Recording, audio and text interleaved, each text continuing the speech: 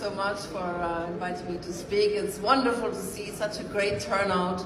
Everybody here with one aim, and that is to try and support and help Imran Khan to be released.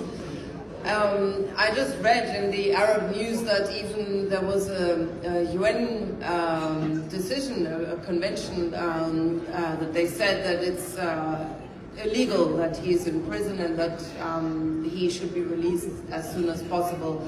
So I would like to hear, everybody is so passionate, everybody wants the same thing. I would like to hear what is the strategy, what is the plan, how can Imran be released if even the UN is now saying he's illegally in prison, and various other international organizations. I'm looking forward to hearing some concrete ideas and formulating them, and with the global support that he has to get them implemented. So